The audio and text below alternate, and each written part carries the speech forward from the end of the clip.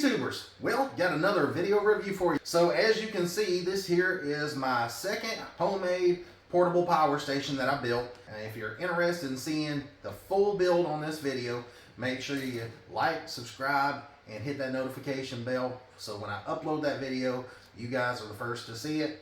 And so today the video is going to be about reviewing this reliable electric 3000 watt 6,000 watt surge power inverter. And this is a very popular power inverter. There's a lot of people reviewing it on YouTube. There's a lot of people giving it good reviews on Amazon. We're gonna see, is it worthy of those 4.5 star reviews? And we're gonna tell you all about it. I've been personally running this power inverter for several months now. We're gonna just run through it from top to bottom. So the first thing that I noticed when I pulled the inverter out of the box was this here is a steel casing inverter. It's not aluminum like some of the inverters that you get with the heat sinks and all that on the outside. This one is just a steel case, and it weighs just under 11.5 pounds. It is probably about what you would say a medium-sized inverter for a 3000 watt inverter. As far as the sizing goes. Now, if you're looking on Amazon, the sizing is a little bit incorrect, so I'm gonna measure it for you guys today. And when I do my measurements, I'm going from the very end of this piece of plastic here to all the way to the very bottom of the terminal. So from the very top to that terminal right there, it's 16.25 inches long from top to bottom. And from side to side, I've measured from this side of the mounting leg that drops down on the side of the case to the other one on the other side of the case, the furthest on each side. It measures 9 5/8 wide. And then as far as the thickness, it measures 3.5 inches thick. Now, it did come with some supplied cables. I'm not going to be using them. They were too small of diameter of wire. You're not running this thing to the very max, then they might work for you, but I would say, you know, they're going to get pretty warm. So if it was me, I would definitely upgrade the wiring. That's very common with most Chinese inverters, that the wiring is not sized properly for the inverter. So if I had to, I would definitely switch and use a wire that is capable of handling this kind of power. So the wiring that I use with all my builds is this New Concepts Colossus Flex wire. The reason I use this wire is just simply because it is very beefy wire. It's oxygen-free copper and it's tinned, so you know it's going to get good conductivity. It's going to have low resistance to it, so it's not going to get nearly as hot as if you're using those little thin wires that a lot of these companies send with their inverters. So I would definitely upgrade the wire. And for a 3000 watt inverter, you're going to need something that's rated for over 300 amps. And so this one here is rated for like 375 amps. You know, this wiring here has 5,145 strands of little pieces of copper on the inside of it. So it is very flexible, and you know, you can see that, you know, it's able to bend very easy. You can't do that with just like welding cable, you know, where it's really stiff and all that. And plus, you know, with it having that many strands, it's gonna get the power to the inverter, and it's going to actually make your power inverter run cooler. I have a thermal imaging camera, and a lot of times when we test these inverters and you're running those little bitty wires, it heats up the terminals down here, and in return it heats the inside of the inverter up and makes your inverter run hot. So make sure you upgrade the wire. I'll put a link to this stuff in the description down below. I do get it off of Amazon, so you can check it out there. This stuff is legit. It's probably the best wiring on the planet. So the power today is going to be coming from the two Lifetime 200 amp hour batteries, and these are the Plus model. And the reason they call them the Plus model is because these have the upgraded 200 amp BMS. All right, so right here at the top of the inverter, you've got a sticker on here. It's got their logo and all that, and then it's got a blacked in mark there showing that it is the 12 volt, but they do make it in these other voltages. You can check on their website and find which one you need. Moving up here to the top, you can see there's a lot of vents. right in here, and then right in this area is an area so if you want to hardwire it in, then you can. There is a plastic cover that went over this. I lost it, and I was sweeping one day, and I accidentally thought, I don't know what that's to, and I might as well just toss it. And I tossed it, and it was actually the cover for this right here. So I don't plan on using it for now, but at a later date I might. So make sure you cover that up. So as you can see right there, I went ahead and just blocked this off with a piece of clear plastic from some packaging where I opened something up, and then I put electrical tape around the outside. That way I don't accidentally shock myself while I'm just sitting here trying to test this thing, or somebody, like I said, tries to put something in there. So if yours is missing or you've lost yours like me, make sure you safeguard that. Now moving over here, you've got two 120 volt receptacles. And then you've got your rocker switch, so that is your power switch. And then immediately as you turn it on, you can hear that the fans turn on. You can see right there on that top display where it says 13.3. I don't know how well the camera is going to pick this up, but it says 13.3. That is your battery or your input voltage. And then this right here, the 123, that is your output voltage, that is your AC voltage. And then you can see there is some little venting here all across the top. It's got quite a few vent holes there. And then you've got a blue light right here. And then it looks like there is a red light right there. So if you look further down into the case, you can see some aluminum heat sink down in there. And I'm sure there's some videos where you guys can see other YouTubers where they open the case up and take them apart and all that kind of stuff. Now down below the inverter there, if you follow the pencil, you can see that there is a little bolt sticking out with a nut on it, and that is for grounding the unit. And then if you notice while you're down in this area, if you come over to this side here, you'll notice that the case kind of jots down a ½ inch and then kicks out.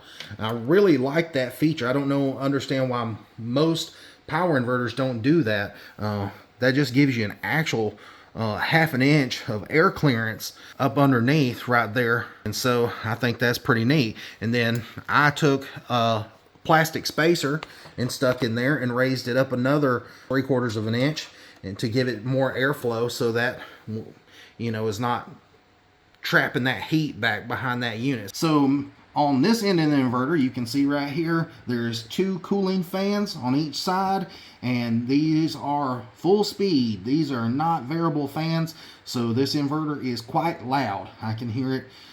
It's in another room running a lot of times, and I can hear it when it kicks on. And when these fan kicks on, they are at full speed as soon as it turns on. So if you're looking for a quiet inverter, this is probably not the one for you. But you know, if you're mounting this up underneath, let's say in a motorhome or something, underneath in a compartment, and that noise is not going to affect you, then this is a good inverter to have, because these fans do move a lot of air. I definitely have to say that about it. And then right here, these terminal lugs, they are very heavy duty.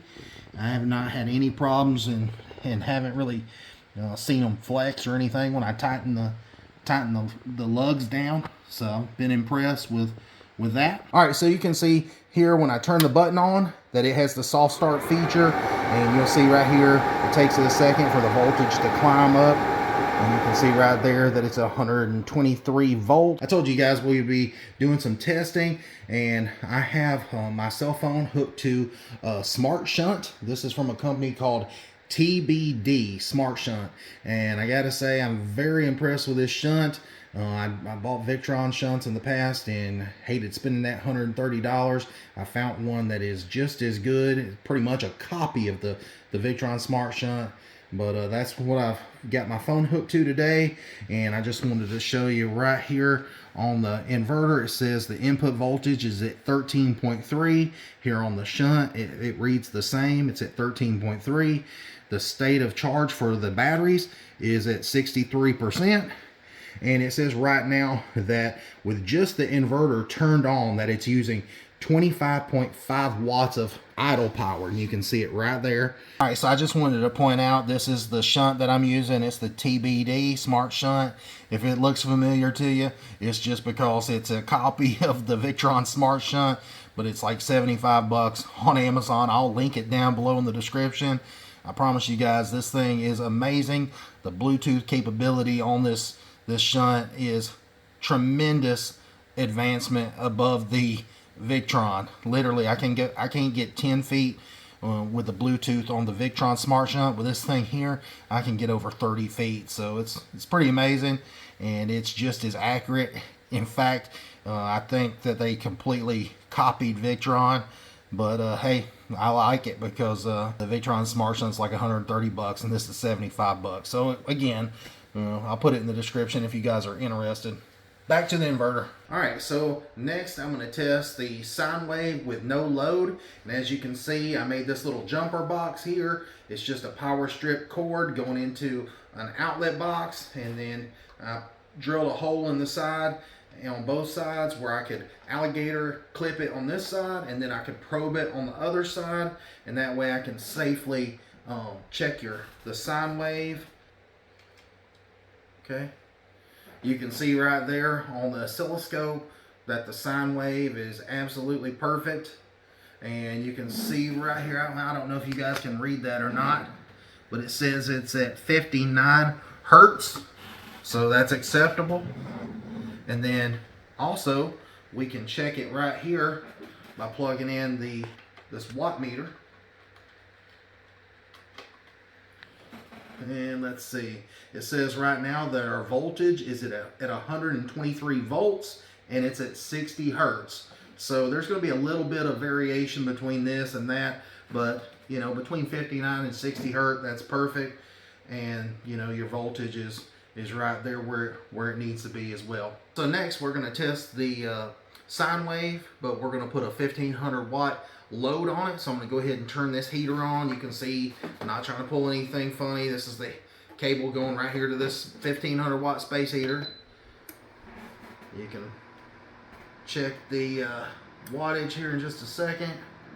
Now it's down to 1560, 1535, 1522. I've tested this fan a lot. It has surged as high as 1581. I've got it written down here on the back of the heater here. I said fan, I'm sorry. And then the lowest that I've seen this thing stabilize out at is about 1422 watts. But it'll take it a few minutes to get down to that. But you see right there, right now it's at 1469. So even with that many watts going through it, the sine wave is still nice and clean. You can see it right there on the meter. Let's test it right here. It's still at 122.3 volts and at 60 hertz. You know, everything on this looks good. Now for the load test. We're going to push this thing, see how far we can take it, and really just push it to its limits. And now we're going to go ahead and start it up, and once we run it for a few minutes, then we're going to do like a turn the lights out, and we'll check with the thermal imaging gun and see if you know, what kind of temperatures we're reading on the inverter and the terminals down below. And so I'm going to start by turning this one on. You can see it's on high, and it's already putting out 118 degree, 120 degree heat, 122, 24, 25, 27. And so I'm going to let it climb, and then I'm going to let it stabilize out a little bit so the watts aren't so high, because it does surge up in watts. And then I'm going to plug this one in. Or it's already plugged in. I'm going to actually turn it on. This one's off right now. So I'm just going to give it a few seconds. So I got to say, the fans on this unit, they suck in air from the top here through these vents and through the vents here on the side, and then it blows the warm air down below, and you can hear the fans just kicked on. And man, these fans are really powerful. They do keep the unit pretty cool, and I can feel the cold air or the warm air blowing down on my hand all the way down on that battery. So next we're going to go ahead and start the second heater. Gonna turn the temperature up.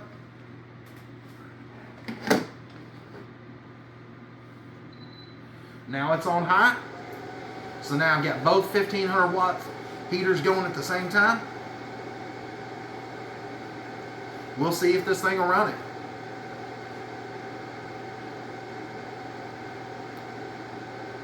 So far it's having no problems. Let me turn this on.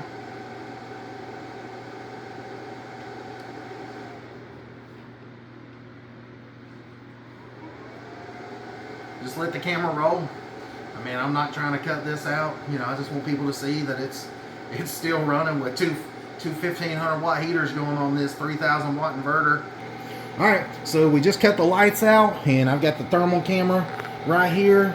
You can see right there at the top of the inverter, it says it's at 87 degrees right there at the plugs. So that's nice and cool. And then we're gonna inch our way down about middle ways of the inverter, and you can start seeing that it's getting a little bit warmer, about 87 degrees right there on the middle. And then as you make your way down to the bottom there, you can see the terminals, and it reads about, it says it's about, let's see, 127 right there at the bottom of the terminals on the inverter. And you can see right there at the terminals is just the hottest spot.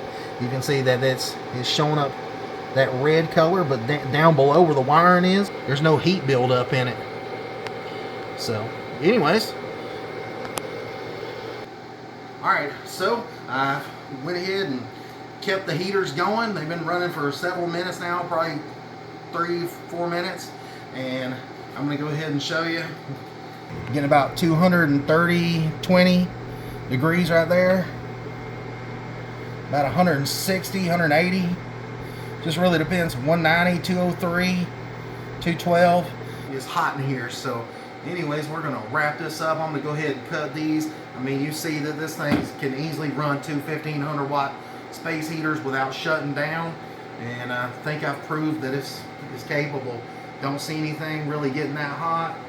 I mean, literally you can touch the inverter and it's just a little bit warm there in the middle. That's typical. That's a lot of power going into it. So I'm gonna go ahead and cut these off.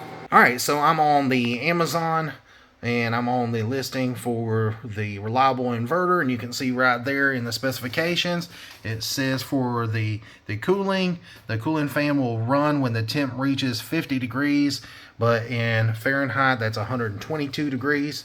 So you know that's when the cooling fan will kick on. Now it also says right in here, this is something you guys definitely want to take note. It is recommended to use the battery system of a 300 amp hour for a 3000 watt 12 volt inverter to avoid issues with insufficient battery capacity.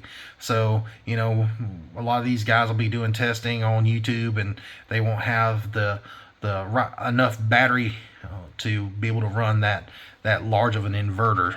So make sure if you're going to run this 3000 watt, you use at least 3000 amp hour battery.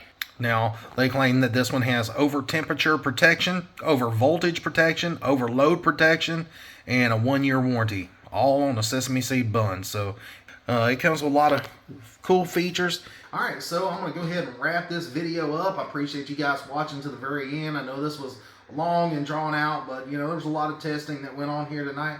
And so anyways, I'm going to show you some of the stuff that I've used in the video, and you know, if you guys are interested in it, I've got a link in the description down below for these products: the oscilloscope, the HTI thermal camera, and this little watt meter. And you know, if you're interested in the reliable inverter, you know, I've been very pleased with it. It hasn't given me any problems in the few months that I've been running it, and also the lifetime batteries and the TBD smart shunt. So Anyways, like I said, all this will be linked in the description if you want to build the same thing that I've got going on here, or do your own version of it.